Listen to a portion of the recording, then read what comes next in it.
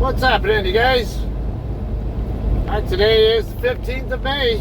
Same day as the last one we did, the delivery in Oakland.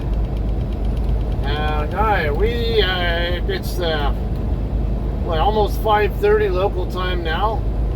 We are in between Fresno and Bakersfield on Highway 99 heading southbound. Getting ready to pick up our load at Saputo. Okay, this our night dispatcher read my outgoing messages. Okay, so yeah, we're gonna be picking up. There's like 4 or 5 different Saputo facilities in Tulare. Well, I call it Tulare. Most people call it Tulare or Tulare. I think it's, I don't know, it might be a Spanish word, so I'm pronouncing it like one. It's most of our cities here are Spanish named words anyway, so.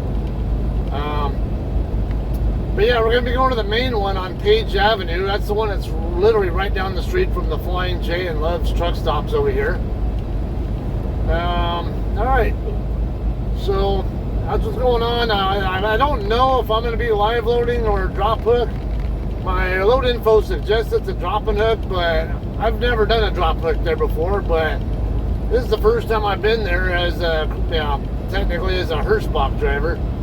So I'm not really sure what to expect. I don't know if they actually do drop hooks there or if I'm going to be live loading, but I'm 2 hours late, so actually a little bit more. I'm going to be a little bit more than 2 hours late. I got empty in Oakland about 12:15 or so this afternoon, and it's 200-mile trip. Get caught up in traffic, have to wash out the trailer, get reefer fuel and all that just in case.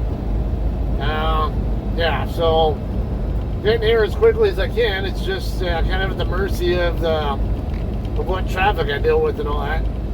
Anyway, so I talked about in the other video, I was going to kind of finish talking about how the trip went across, because like the other video I talked about how I had to get the load reworked and all that, but I didn't really talk about the trip across. So right after I picked up the load and it scaled okay, I ended up making my first visit to the Hirschbach terminal in East Dubuque, Illinois. Yeah, it's right on the other side of the river from Dubuque, Iowa.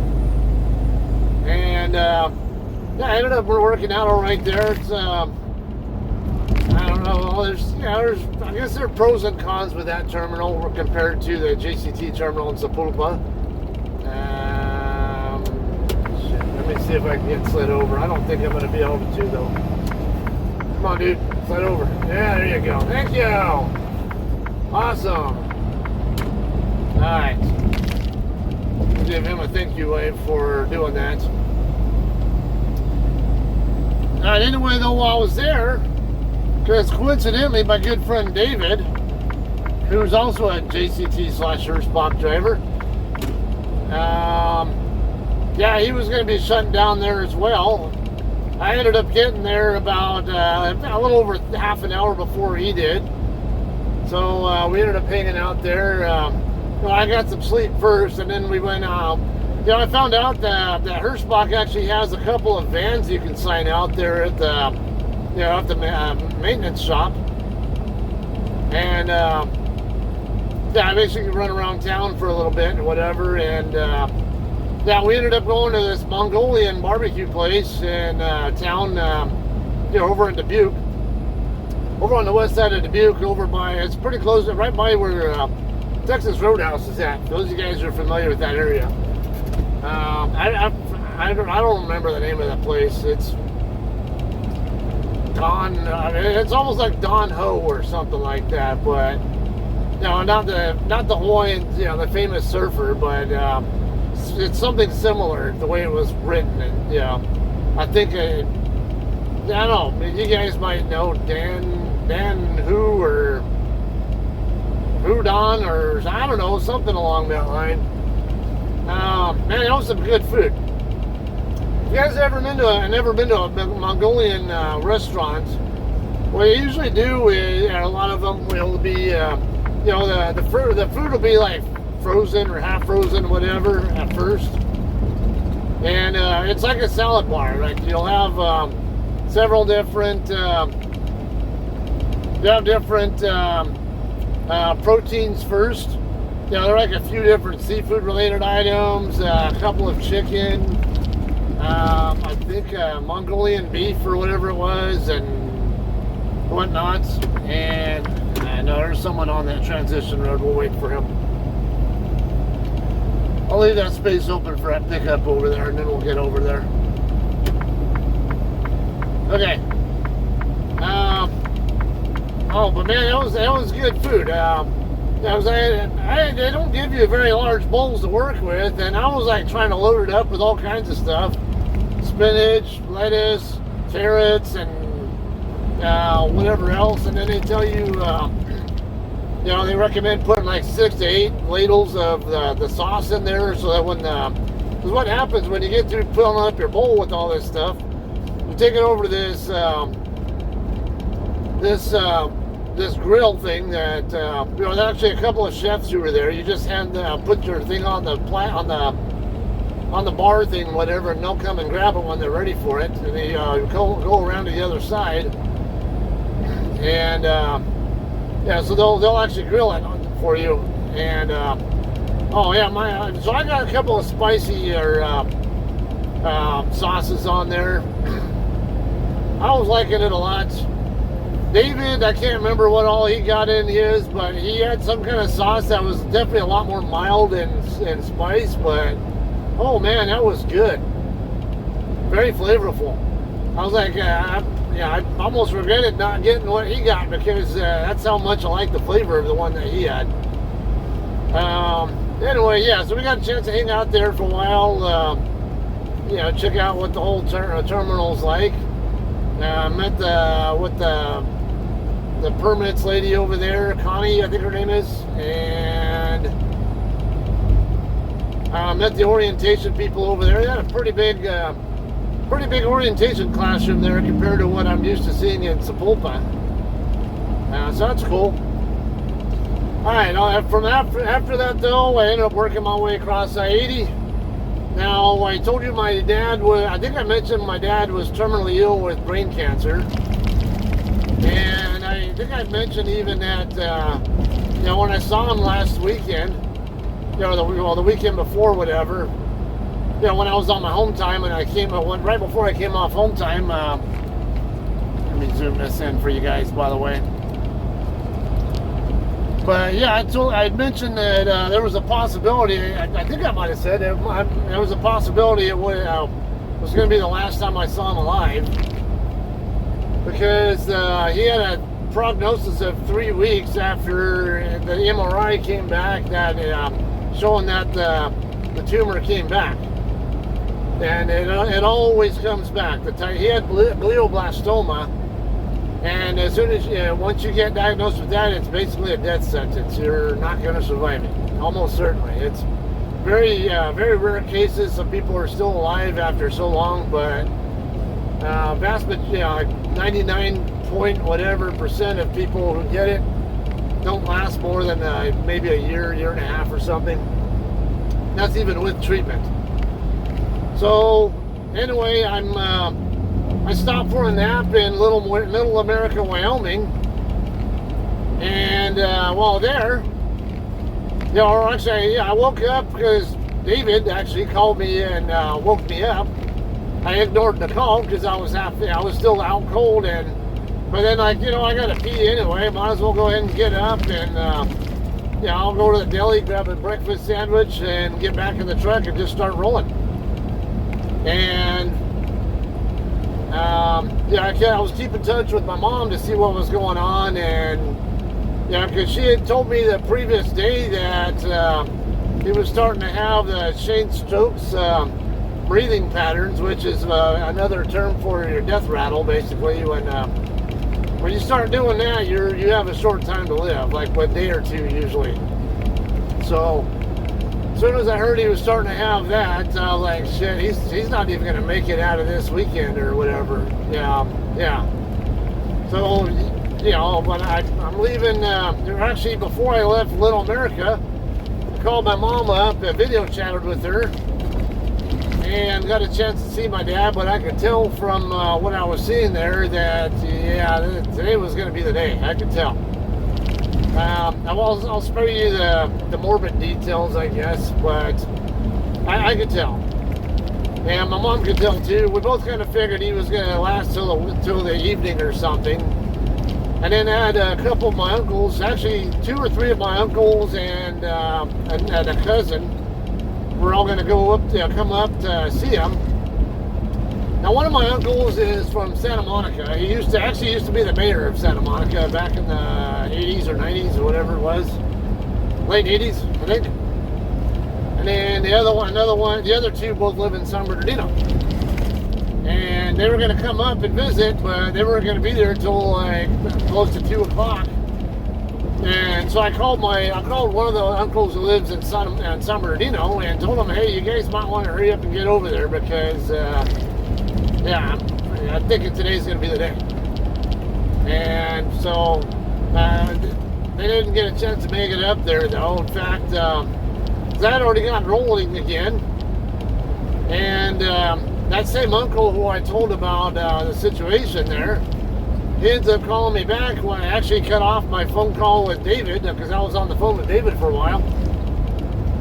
He called back, and I knew there was something peculiar about him calling at that hour, at that time, after I'd already given him an update. So I was like, I need to take this call, because there's something weird about this. Either they're going to be there earlier, or they're going to be there later, or not at all, or my dad didn't make it already. So he calls me, I answered the call, and then, after a few seconds, he tells me that my dad died at 9:16 in the morning. And I'm like, shit, that was quick. I knew it was going to happen. I'm really close with my dad. I've always had a good relationship with him. You would think I'd be very emotional over that kind of thing, but no, I wasn't. I'm on the logical end. I'm stoic for that reason. This has to happen. Prepare yourself.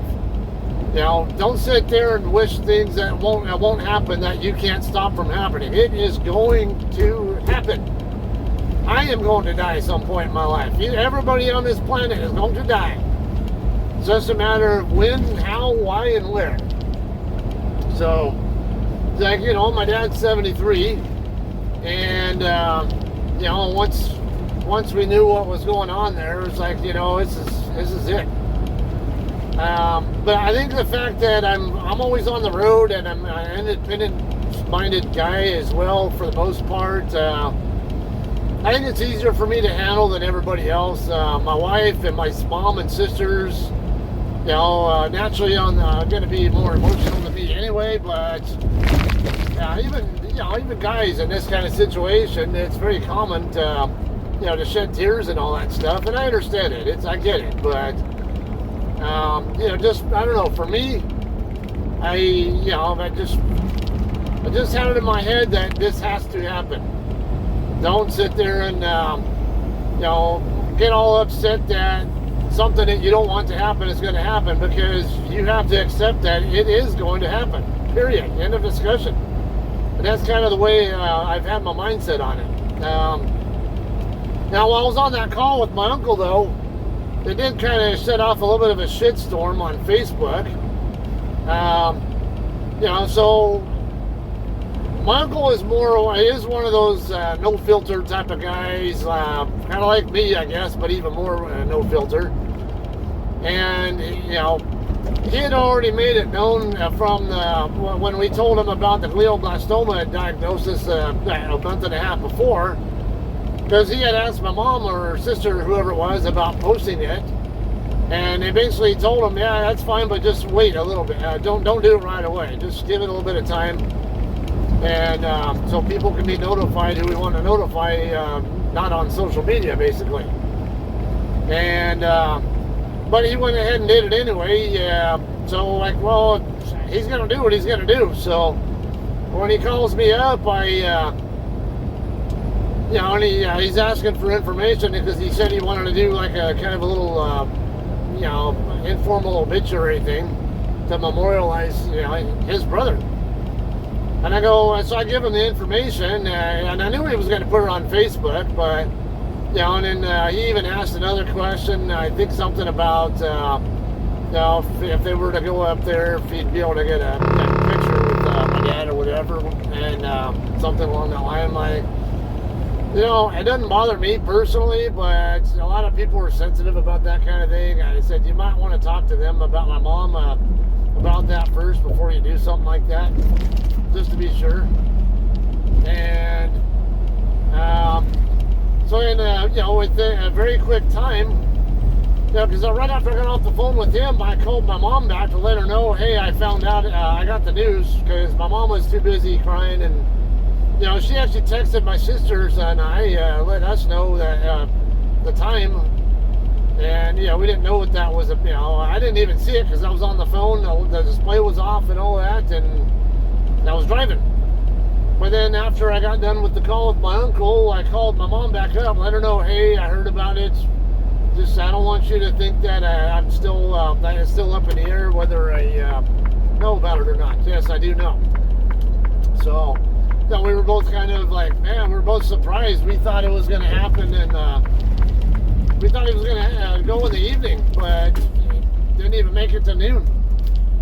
But now, I have a question for for all you guys. There's no right or wrong answer, but what are your thoughts on this? Because my uncle posted it on Facebook pretty quickly. Now, it's his wall. It's his prerogative what he puts on his wall, when and how, whatever. But, and that's my view on it. It's not anybody's place to tell him what he can and cannot post on his own wall. However, he did tag my sisters and I all in the post. So, all of our Facebook friends also were going to see it. Now, whoever happened to be on there just, maybe came across the news feed and saw us tagged in it or whatever, and so it didn't bother me. I knew it was going to happen. I thought it was, maybe it was a little tacky perhaps to do it right away, but let me watch my tandems here. We're getting there.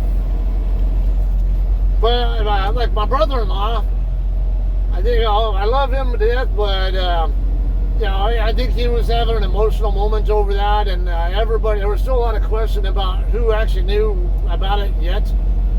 And a lot of people have this mindset that they don't want to find out by text message or social media or whatever about a loved one dying. And I am saying dying. I think it's stupid to say pass away. What difference does that make? What's so freaking scary about saying that a person died? But it doesn't sit well with a lot of people here. This is where we're going to be picking up at here, by the way. And so it's like, I'm not a politically correct person. If you can't handle the word died or dying or whatever, well, too fucking bad. I'm going to say it that way. I'm not going to say pass away. Anyway. There was a lot of question regarding that, and might as well. I was gonna turn. I'm turning anyway, but I was there at the same time as the guy before you anyway. Okay, we're gonna come in through this gate right here. Anyway, though, my brother-in-law ended up saying it was not my uncle's place to post that. And it created a shitstorm between my uncle, well, not really so much my uncle, but my uncle's daughters and his ex-wife. They all got involved and jumped to his defense. I can't say I blame them at all. But, and again, that's why it was maybe, this was a bad timing situation. I don't think it was anybody's place to tell him it's not his place to post, but maybe the timing of it was the issue. Okay, that thing's no good anymore. So they used to have a phone that you use right there, but they don't have it there anymore. The booth is still there, but so anyway, but yeah, when it's right after something like that, people are emotional. And when people are emotional, you never know what kind of reaction you're going to get out of them, and you're not going to get rational behavior for sure. So, that was maybe, to me, it was one of those, maybe this just wasn't an ideal time to post it, but who the hell's anybody to tell him he can't post it? Yeah, but, and everybody has their own cultural views on what's okay and what's not okay, too. And some people think that it should be a lot more private or whatever, but to me, I'm like, there are other friends and family who might not find out about it some other way, and maybe they want to go to the memorial or funeral, whatever, or show some, pay their respects to him in some other ways. So, you never know. I just think people are, I think, too much emotion, and people make too big a deal out of a lot of stuff. I'm not trying to throw my brother-in-law under the bus, because he's like a lot of other people in agreement on that with social status quo, but maybe in an aspect and not getting the whole social norms that people have, that the status quo expectations, but that I don't agree with. It's hard to say that there's anything wrong with what he said or how he reacted.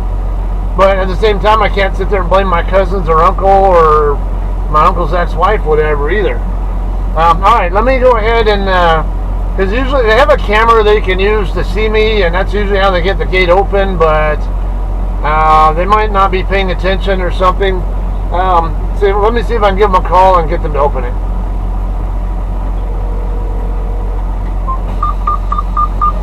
Alright guys, they noticed me right when I was calling in there, so alright, we'll go ahead and get backed in over here, and then we'll get checked in over here at the shipping office. Do a U-turn style setup. Probably put it over here by this drop trailer over here, but I gotta wait on Wild West. Shit. Alright, I'm gonna have to modify this. No, I'm gonna have to use this spot here, because that's not an actual spot over there that I was eyeballing earlier.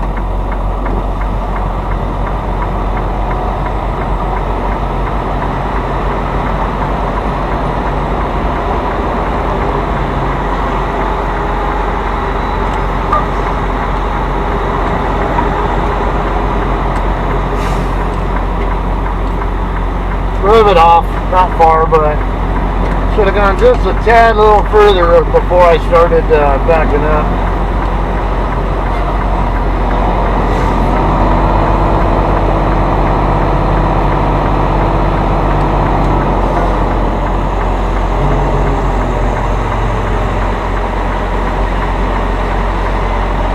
Alright, there was a sign there saying keep your tandems, keep your trailer at least 6 inches away from the curb, because I don't want your ICC bars scraping up the grass back there, basically, I think. Alright, so I'm going to get checked in over here, yeah, right there in that middle part of the building, and we'll see what happens here. Alright guys, we're finally checked in. It took a little bit of time there though. Let me get these tandems slid real quick, and I'll let you know what the issue was on the way to the door.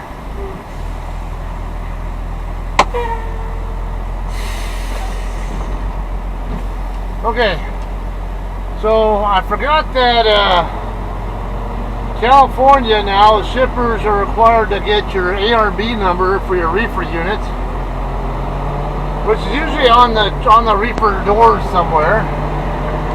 Problem is, this trailer doesn't have anything written on it. I looked all over, couldn't find it.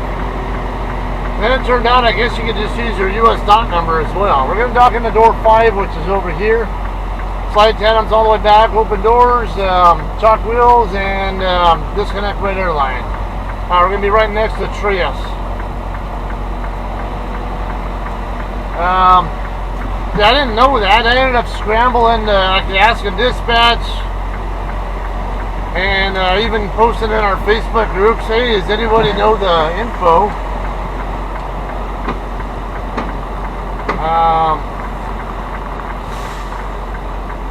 Yeah, and then my buddy David came to my rescue there. He ended up just getting the number off the side of his trailer, or off his unit. Let me get backed up real quick. Might be a little on the wide side with this. Oh, looks like we're good. Yeah, a little bit leery about getting too close to that container there. Yeah, that's too close.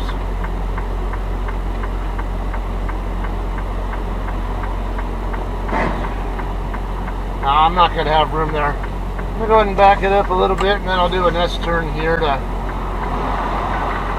give myself more room to work with.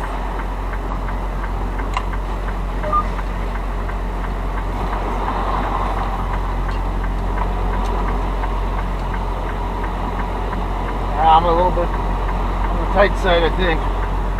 Yep. Pointing right toward that that stand. There we go. Alright, now we'll have a winner.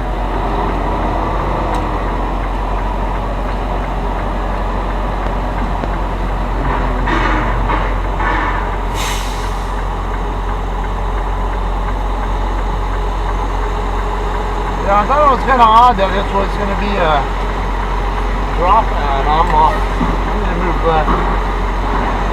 Like I've never done the drop and hook here before, but I know my load info says it's not a live load, and like they only have so many drop trailers that could even be here, and all the ones that are over there are not JCT or Hirschbach trailers. So.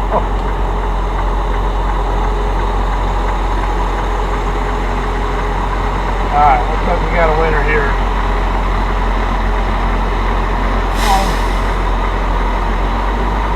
I can't assume that this guy's got a 53. He could, but some people have 48s.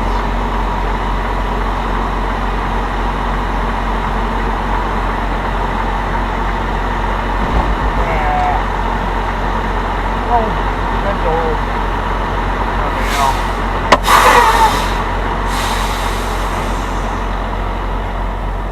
Okay, I'm gonna get my wheel chock in and ready airline disconnected and all that.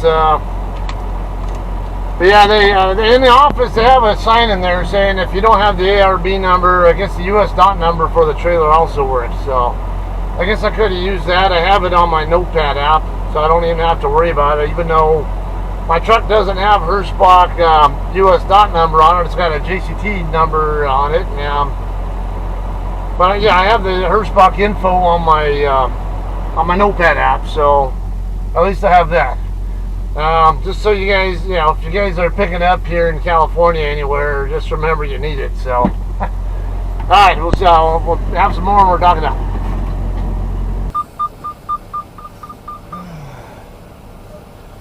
All right, guys, we are all done loading here. It's about 7:15. Didn't spend a lot of time in the dock door. But it's right about an hour. So, all right, we're going to come over here where Wild West Transport and the other guys are all at.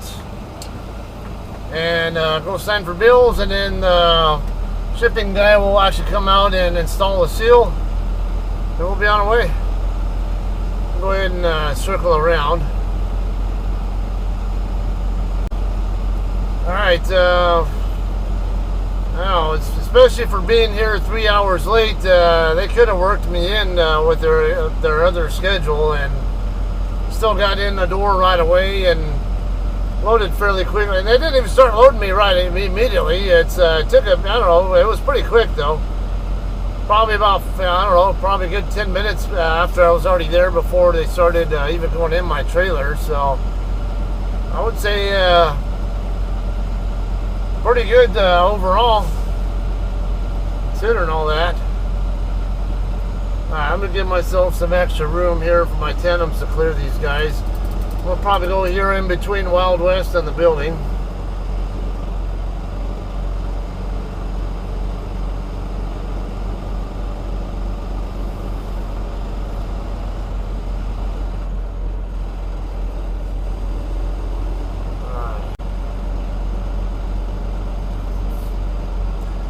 Also, I noticed when I was in the doctor, because I was pulling video footage from earlier. Well, I had already had the footage and even done all the editing for the Oakland delivery, with the exception of docking out.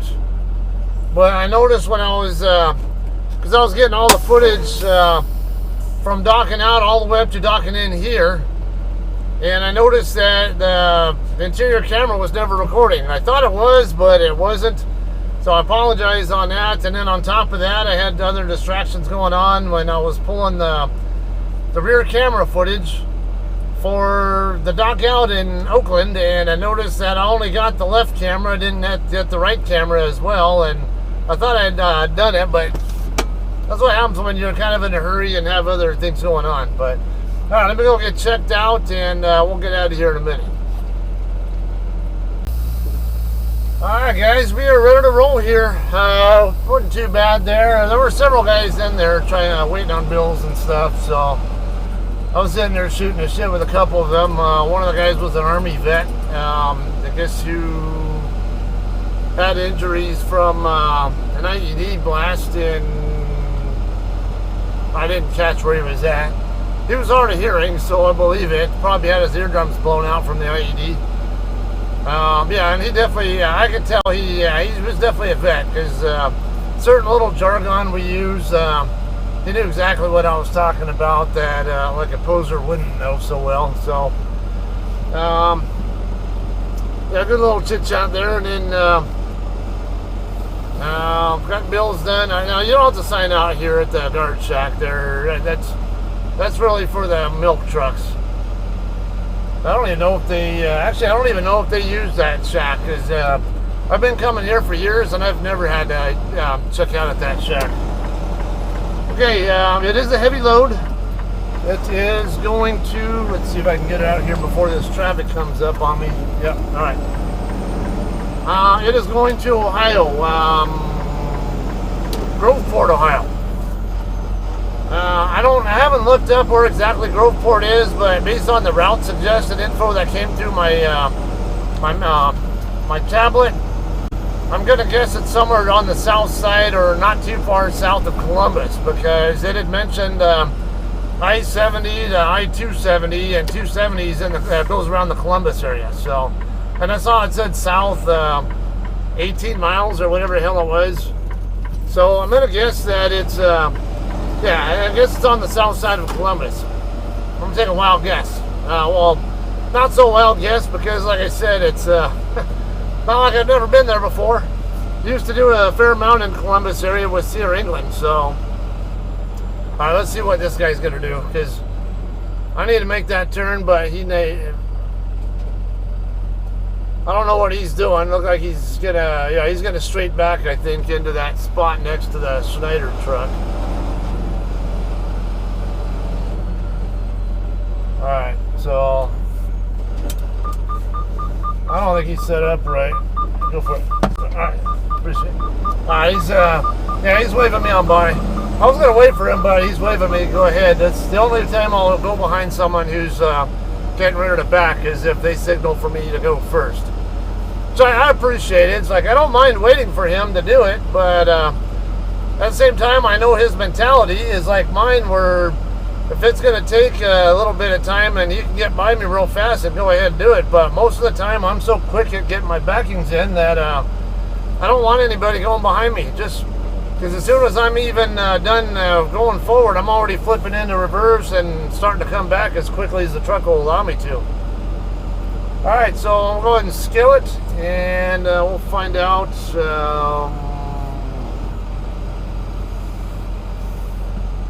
You know, I'll probably just, I don't know, maybe screenshot it or something, and show you guys here how it scales here in a second.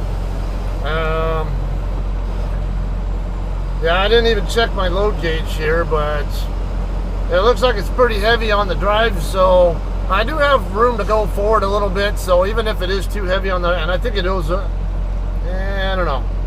It might be overweight on the drives, but I have room to go forward. So, and if that is what it is, if it's overweight on the drives, then I'm probably going to be okay on the tandems, and so we'll find out here.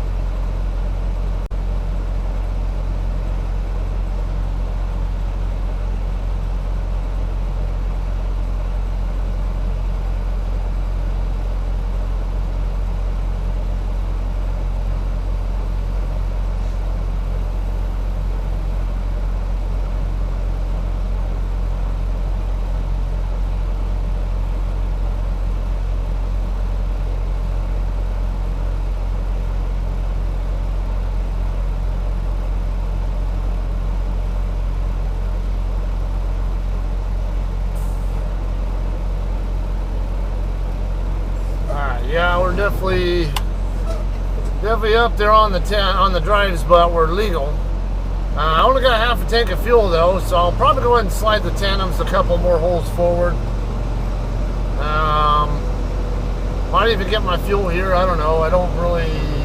I just don't want to end up stopping in Barstow tomorrow if I don't need to. And the truck stop that I park right by at my house, a lot of times they're not really up to speed on how to do things there, and I tend to have reservations about getting fuel from them because of it. But well, yeah, we'll just go ahead and head back around. I'll slide the tandems a couple of spots more forward just to make sure we're good. And we'll get out of here. I can even, yeah, I'll swap out my SD cards while I'm at it too.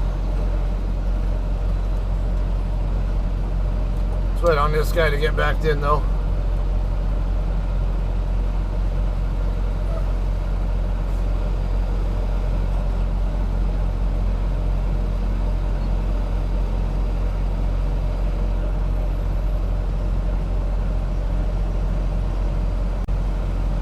Might as well start sending my loaded call while I'm waiting.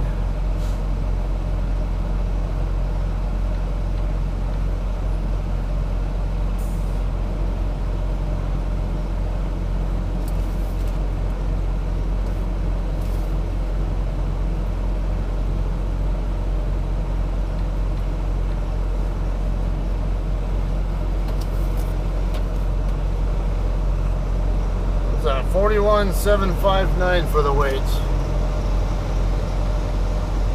We'll get the rest later. Looks like he's good. Alright. So, alright, that's what's going on there, though. The load's due on the 20th. Should be a good setup for me to get home with, too, because I have medical appointments on the 28th and dental and my son's graduation on the 29th. So, I plan to be home for that. And, yeah, I think the delivery time is perfect because I can, if I need a 34 in conjunction with the delivery, now I can still get a load picked up and back over to California just on time. So I keep running all the way up until I'm going home. A lot of times that's one of the challenges I have is when I take time off. When I take time off, a lot of times I get in the area like 2 or 3 days too early, and then it's either take extra time off or do little shitloads or something that and I can't make money because in California because all of the revenues that I can make usually go into my fuel tank from the high fuel prices here. So be it. Alright, anyway, that's what's going on. We'll probably see you guys on the 20th in Ohio. I don't have any intentions to let go of this load unless there's a really damn good reason for it, which I doubt. So, alright, we'll plan on seeing you guys in, I keep forgetting that damn city in Ohio. I gotta look it up again. I know it's probably, yeah, it's gotta be south of Columbus. That's about all I can tell you. Alright, you have a good day. Thanks for hanging out. We'll see you guys then.